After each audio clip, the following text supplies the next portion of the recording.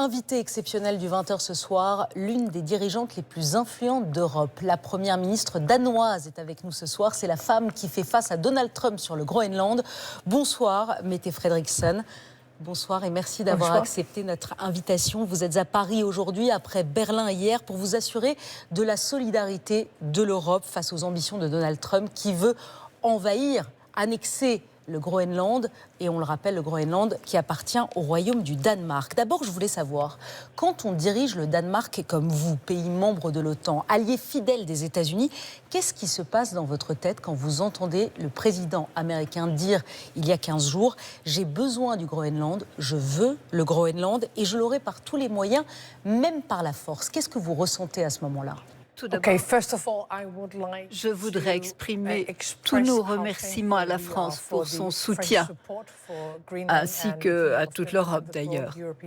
Ces mots, je les ai entendus puisque vous me posez la question. Alors d'abord, c'est assez surréaliste d'entendre un de vos alliés dire des choses comme cela. L'Amérique a toujours été un allié très loyal au sein de l'OTAN. Vous comprenez les arguments de Donald Trump, si on se place de son point de vue. Vous comprenez quand il dit « j'ai besoin du Groenland pour nous défendre, pour notre sécurité ». Ça s'entend ? Bien sûr qu'il y a une perspective nationale lorsqu'il s'agit de la défense des États-Unis. Et c'est la raison pour laquelle nous aimerions travailler en étroit contact avec l'administration américaine. Le Groenland fait partie de l'OTAN, donc il y a toutes sortes de thèmes. La défense nationale des États-Unis, la sécurité commune. Il y a le cadre de l'OTAN qui nous permet de travailler ensemble pour défendre le territoire tout entier. En même temps, dès 1951, il y a donc bien longtemps, le Royaume du Danemark a signé un accord de défense bilatéral avec les États-Unis, au terme duquel les États-Unis peuvent être présents sur notre territoire pour se protéger et pour défendre l'OTAN. S'il s'agit donc de sécurité commune et de défense commune, nous sommes prêts à travailler avec les États-Unis. Et je conclurai en disant que dans un cadre démocratique, il y a des lignes rouges à respecter, qui sont que le Groenland et le peuple groenlandais a le droit à l'autodétermination. Et nous, en tant qu'État souverain, devons être respectés. Vous avez l'impression de n'être pas assez respecté par Donald Trump ? Je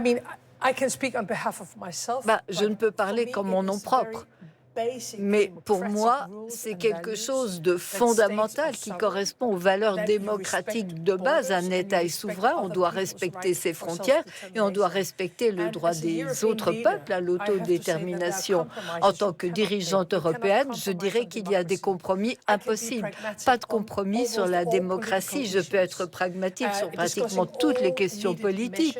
Je puis discuter de toutes les mesures qui permettent de résoudre des problèmes politiques. Mais c'est quelque chose qui ne concerne pas l'Europe, c'est universel. Il s'agit de valeurs démocratiques. Donald Trump a déclaré il y a quelques jours à Davos être parvenu à un accord sur le Groenland avec l'OTAN. Qu'est-ce qu'il y a dans cet accord ? Il ne s'agit pas d'un accord. Nous sommes convenus d'essayer de façon plus traditionnellement démocratique et politique de mettre en place un groupe de travail pour essayer de trouver une solution. Alors, il est très positif que l'OTAN envoie un message très clair. L'OTAN souhaite être plus présente dans l'Arctique, au Groenland, dans le Grand Nord, avec l'appui des États-Unis. Donc, pour nous, c'est très important que le secrétaire général de l'OTAN reconnaisse qu'il faut maintenant une présence permanente de l'OTAN. Mais il n'y a pas mandat, il n'a pas de mandat pour négocier avec Trump. La semaine dernière, l'Europe et la France ont menacé de dégainer le bazooka commercial, la fameuse arme anti-coercition contre les États-Unis. L'Europe, elle a parlé assez fort à vos yeux. Elle était suffisamment unie sur le sujet. Vous avez senti sa solidarité avec le Danemark ? Oui, nous avons bénéficié d'une grande solidarité et d'aide de la France. Donc, une fois encore, merci beaucoup. Ce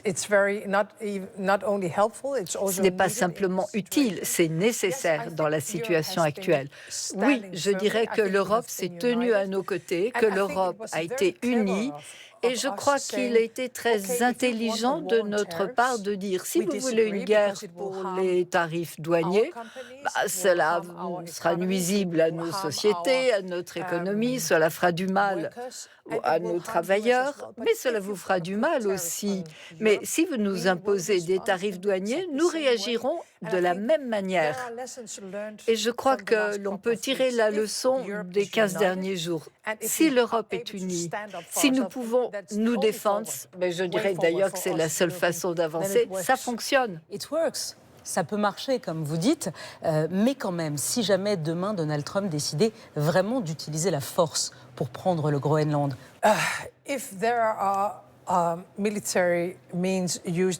Si des moyens militaires sont utilisés au Groenland, tout s'arrête. Ça irait à l'encontre de ce que nous construisons depuis la fin de la Deuxième Guerre mondiale. Donc tout ce que nous faisons, c'est pour éviter ce genre de situation. Mais de façon plus générale, à propos de la sécurité en Europe, si on pense par exemple à une Russie très agressive qui persiste à attaquer l'Ukraine, il faut que nous nous armions. Et au plus tard, d'ici 2030. Sinon, je regrette de le dire, mais ce sera trop tard. On doit se réarmer, c'est votre message. Le Danemark est, comme beaucoup d'autres pays européens, très dépendant pour ses équipements militaires, pour son armée, des armes américaines. Vous-même, vous avez continué à acheter, vous continuez à acheter beaucoup d'armes aux États-Unis. Est-ce que vous allez continuer à en acheter ?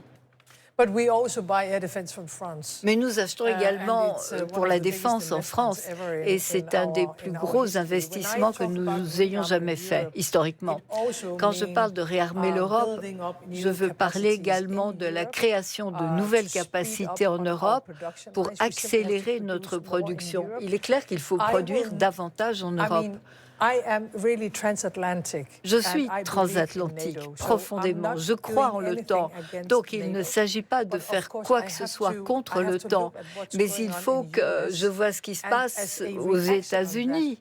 Et en réaction, je dirais que l'Europe doit faire davantage en termes d'achats communs aussi. Mais lorsque je dis que l'Europe doit se réarmer, ce n'est pas une réaction à des choses qui viennent de l'extérieur. Je pense que cela doit faire partie de notre identité européenne. Cela a été une très grande erreur de commencer à moins dépenser en termes militaires, en termes de défense, parce que l'Europe doit être en mesure de protéger ses sociétés démocratiques. Et cela devrait faire partie de notre identité. Demander à d'autres de venir à notre secours ne me semble pas la bonne façon d'être un citoyen européen. On est entré aujourd'hui, à vos yeux, dans un nouvel ordre mondial, dans un ordre où le droit importe moins que la force, dans un monde où c'est la loi du plus fort. Malheureusement, oui. C'est cela que l'on constate. Je crois qu'il faut nous en tenir à nos valeurs, à ce qui a fait de nous le meilleur endroit pour vivre. L'Europe, c'est le meilleur endroit pour vivre ? Oui, je crois. La façon dont nous avons créé nos sociétés sur la base de valeurs démocratiques, avec la liberté, avec la prospérité, avec des systèmes de protection sociale, de protection des questions de genre. Nous avons fait tellement de choses pour nos citoyens en Europe. Dans un monde nouveau, peut-être qu'on ne peut pas parler de nouvel ordre mondial, c'est juste un nouveau monde, peut-être qu'il n'y a pas d'ordre. Donc il faut nous en tenir à nos valeurs, à ce que représente le fait d'être européen. Mais il faut nous battre, avoir la force et le pouvoir, car malheureusement, c'est le langage qui sera compris à l'avenir, malheureusement. La dernière question, elle porte sur l'Ukraine. Le Danemark aide beaucoup les Ukrainiens. Pensez-vous que l'Europe en fait assez ? Et question, faut-il maintenant parler, recevoir Vladimir Poutine ? Non, l'Europe n'en fait pas assez. Si nous en faisions assez, l'Ukraine serait dans une meilleure situation sur le champ de bataille. Nous sommes un des principaux donateurs, pas simplement pour aider un autre pays européen, mais parce que nous voyons l'Ukraine comme la première ligne de défense pour l'Europe. Ils ne se battent pas uniquement pour leur pays, ils se battent pour la France, pour le Danemark, pour l'idée européenne. Et si nous laissons la Russie gagner, ils reviendront. Je regrette de dire les choses comme cela, mais ils reviendront en Ukraine ou dans d'autres pays européens. C'est cela qui est en jeu. Alors il faut faire plus pour aider l'Ukraine. Il faut être prêt à gagner cette guerre et il faut nous réarmer. Et parler à Vladimir Poutine? Je crois que les Européens ont essayé toutes les voies diplomatiques avec Poutine et avec la Russie. Et leur réponse était de tuer des Européens. On a essayé, je crois, toutes les voies diplomatiques. Les réunions, le commerce. Et ils ont réagi en nous attaquant, en attaquant l'Ukraine. Alors bien sûr qu'il faut essayer de trouver le moyen de parvenir à un accord de paix, mais nous ne pouvons pas faire confiance à la Russie, à mon avis, malheureusement. Et je crois qu'ils veulent poursuivre cette guerre contre nous, d'une façon ou d'une autre. Donc c'est très difficile. Merci beaucoup, Mette Frederiksen, d'avoir été avec nous, d'avoir répondu à nos questions ce soir. Vous restez optimiste aujourd'hui, pas pour le monde, mais pour le Groenland? Je suis optimiste, bien sûr. Je suis optimiste de nature, mais je suis certaine que cela va exiger de la part des Européens de faire beaucoup plus que ce que nous faisons maintenant. Mais oui, nous y arriverons. C'était le message. Merci beaucoup. Il est très clair. Mette Frederiksen d'avoir été avec nous. Merci.